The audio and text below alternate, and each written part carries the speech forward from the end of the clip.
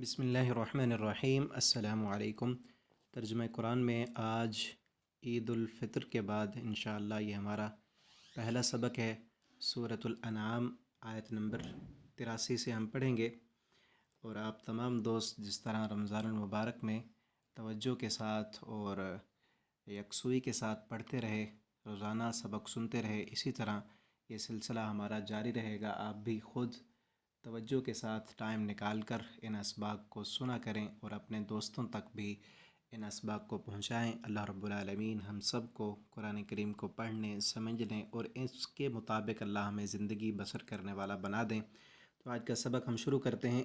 اعوذ باللہ من الشیطان الرجیم۔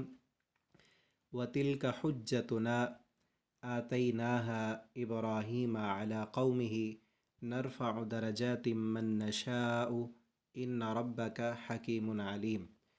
وَتِلْكَ حُجَّتُنَا، اور یہ ہماری دلیل تھی، آتیناہا جو دی ہم نے، وہ دلیل ابراہیم علیہ السلام کو، علی قومہ اس کی قوم پر۔ پیچھے ہم جو سبق پڑھے ہم نے، آخری جو اسباق تھے اس میں یہ تھا کہ ابراہیم علیہ السلام نے اپنی قوم کے ساتھ مباحثہ کیا، مجادلہ کیا، اور قوم جو تھی مشرک تھی، کچھ بت پرست تھے، کچھ سورج کی پوجا کرتے، چاند کی، ستاروں کی۔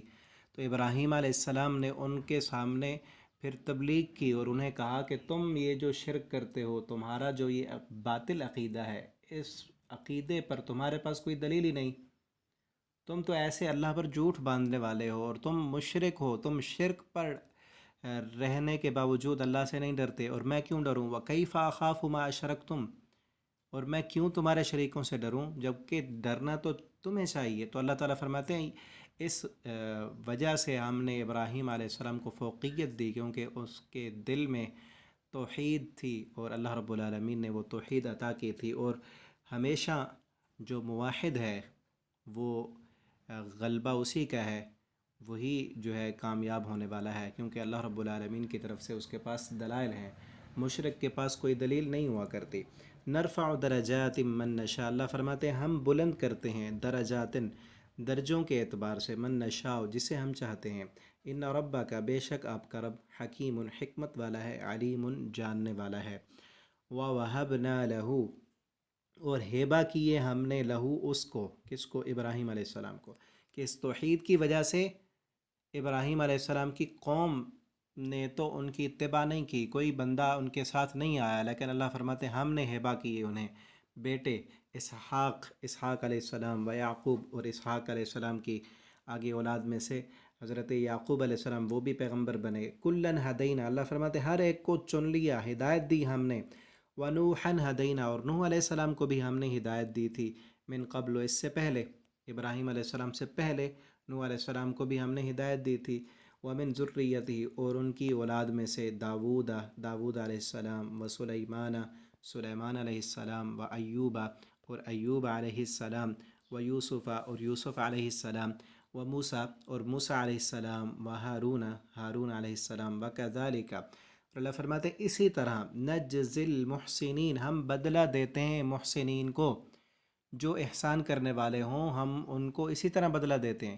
کہ ابراہیم علیہ السلام نے کیا احسان کیا؟ اپنا گھر چھوڑ دیا اللہ کی توحید کی خاطر، باپ بھائی کنبہ قبیلہ سب کچھ چھوڑ دیا، حتیٰ کہ قوم نے آگ میں ڈال دیا، لیکن ابراہیم علیہ السلام نے اللہ کی توحید کا دامن نہیں چھوڑا، اللہ کے ساتھ دوستی لگائی، اس میں کمی نہ آنے دی، تو اللہ رب العالمین نے دنیا میں بھی چن لیا۔ کیا مطلب؟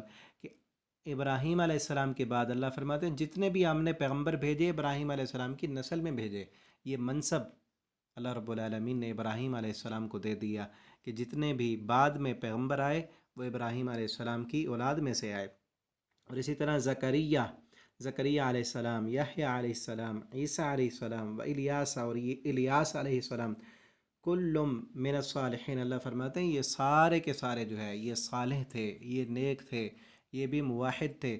جس طرح ابراہیم علیہ السلام کا واقعہ ہم نے بیان کیا ہے کہ انہوں نے کس طرح اللہ کی توحید کی دعوت دی اور قوم کو سمجھایا کہ سورج معبود نہیں، ستارے معبود نہیں، یہ تمہاری بنائی ہوئی ہاتھوں سے مورتیاں یہ معبود نہیں ہے، ایک اللہ کے سامنے جھکو۔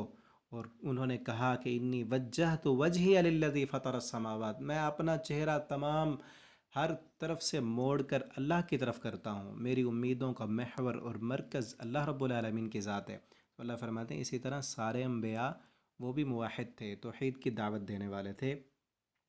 و اسماعیل، اور اسماعیل علیہ السلام، والیسع، اور یسع علیہ السلام، و یونس، یونس علیہ السلام، و لوطن، اور لوط علیہ السلام، کلن فضلنا علی العالمین، اللہ فرماتے ہیں ہم نے سب کو فضیلت دی تھی تمام جہان والوں پر۔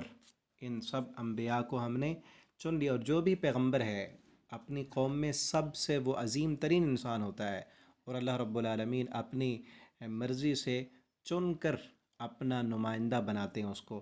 تو سب جو تھے فضلنا، اللہ فرماتے ہیں ان سب کو ہم نے تمام جہان والوں پر، تمام انسانوں پر ہم نے انہیں فضیلت دی تھی۔